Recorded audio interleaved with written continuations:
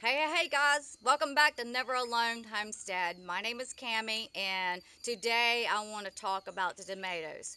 We're in a time that this is a time of our life that is our responsibility with the use of our land that we should be growing fruits and vegetables. We should take responsibility, being able to stock up for the winter months. Yes, I said being able to stock up for the winter months is a responsibility because now we know that we cannot depend on the grocery store to feed our families. Who is to say that it will be there at the grocery store tomorrow? Because the grocery store has proven it cannot feed the amount of people here on the earth today. And we have to be wise in all our doing. So today I want to talk to you a little bit about tomatoes. You see, tomatoes are delicious than those that are bought into the grocery store. Tomatoes are extremely healthy fruit that offers a number of different vitamins and minerals and other nutrients. Having a tomato or tomato plant is a good way to good promote good healthy bodies. The tomatoes at the grocery store are not as sweet as individual homegrown tomatoes, which are at the grocery store. They're full of chemicals. Yes, I said full of chemicals. The vegetables at the grocery store are full of chemicals, and what's in those vegetables is what we put in our bodies. One of the things that we can do to help promote good growing is to sprinkle 1/4 cup of baking soda around the base of our plant, because it is said to make the plant make it the tomatoes sweeter. Or you can also use 1 tablespoon of baking soda to 1 gallon of water and water the plant. Now, sprinkling around the tomatoes when you start to see about a ½ inch or inch of growth, and then do again when the tomatoes are about grown.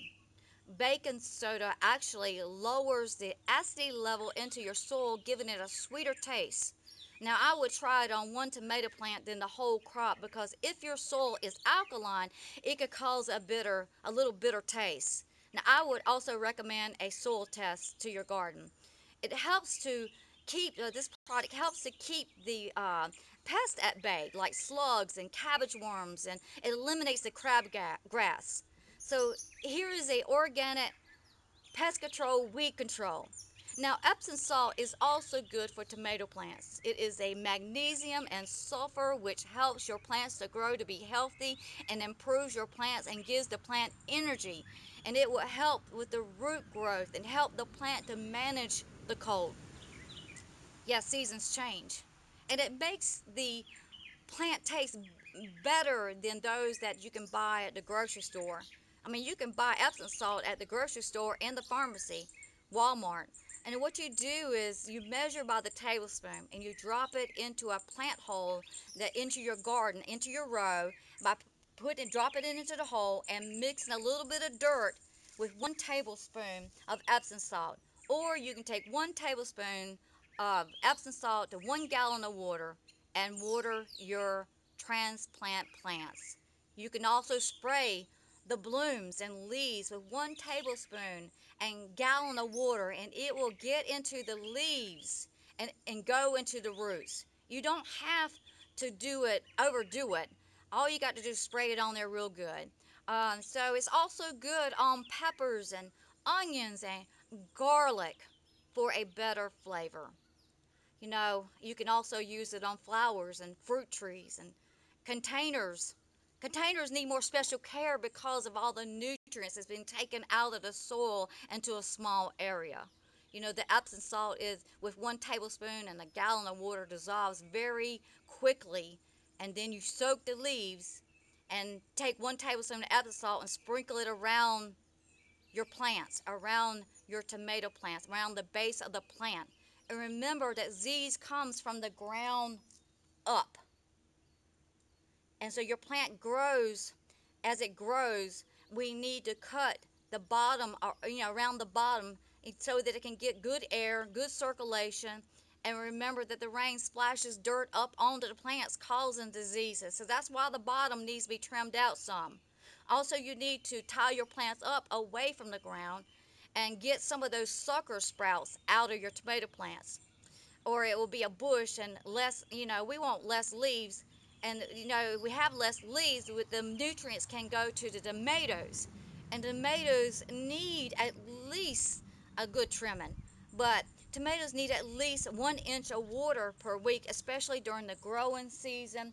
And then every 2 weeks, give them a little bit of nitrogen, dig a little hole, put some nitrogen down in there, cover it back up so the rain won't wash it away. Now cut some of the leaves out of the way on the plant so that the bees can find the blooms and that there is good airflow to stop the disease or help stop the diseases that could come. A good idea is when you plant reaches to the top of the height of however you want it to be, nip the top of it and some of the suckers into your plant so that you won't, after you nip the top, then you will get the body of the plant will start to fill out and you'll get growth of the body. And when you do this plant will just start filling out. By then, all the nutrients have started going to the tomatoes, but you don't want it to grow so high because it's just going to flop over unless you have it all tied up.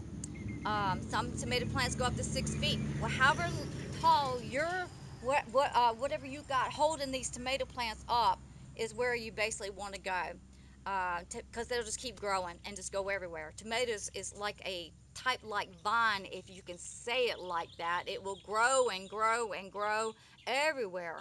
So you need to cut some leaves out and train the plant so that you won't have a big bush, and that's when they will do their best. And when pruning back, it is a good thing, because I have one tomato plant that is this size right here over there, and it's got 17 tomatoes on it. This size over there with 17 tomatoes, and that's pretty doggone good, don't you think? That's pretty doggone good. So yeah, so I just want to invite you in for a little bit. Remember that if you have a tomato plant, um, just start pruning it back. At least when I did this, when I pruned it back, at least when I did this, I noticed that it helped out with the plant, because especially with the rain that we have had, that it helped the tomatoes, I believe, not to rot as they usually would have. I've only had to water this garden twice, and so that tells you how much rain that we've had. I can see better into the plant if there's any horned worms have gotten into the plant before they destroy the plant. The hornworm can destroy a plant overnight, and so you need to look at your plants daily, and maybe 2 times a day, in the morning and the afternoon, and maybe even 3 times a day, to see if they are on your plant, because usually you'll notice the poop on the ground before you see the worm, because the worm is the same color as your tomato plant and it blends in. And you'll also notice that the plant has been severely eaten, and they will eat the blooms and all the greenery. So early in the mornings where you want to check, or late in the evening, they will be on top. But in the daytime, they'll be hidden into the leaves. So you have to look and to look to see them, because they'll blend into the leaves. They are green and usually with a black horn on the back end of them. Last year I had gotten these these um, uh, worms into my garden. Last year I got them and they were not there one afternoon, and the next afternoon they were there, and the first thing I saw was the poop on the ground, which let me know they were in my plants. And I kept looking and looking. As I kept looking, I kept finding more worms, and that's what you have to do, because if you do not get them, they will destroy your plants quickly. So what I do as I'm doing this, collecting these worms, I collect them and I give them to the chickens, and they devour them. A nice fat worm, they love it. So I would suggest that you look every day, at least 2 times a day. Look at least, trying to at least maybe up to 3 times a day, the morning and the evening, because it's about that time for them to come out here into the south. It is June, middle of June, end of June almost. So, I am looking for these worms to give them to my chicken as a good treat. But I'm hoping they don't get on my plants this year. So I come out morning and afternoon and during the daytime as much as I can to look, hoping I'll catch them. So I hope that you don't get any hornworms, but just be watchful. And if this video has helped you, if this information was helpful for preparing your future, please give a like, please share, please comment, please hit the notification bell so you'll know when the videos are uploading. And I just want to leave you with this thought. Our Heavenly Father created the Garden of Eden and put Adam and Eve in there to tend to it. He made them responsible to create and produce. Know that we can do all things through Christ who strengthens us. And so I just want to encourage you to continue on.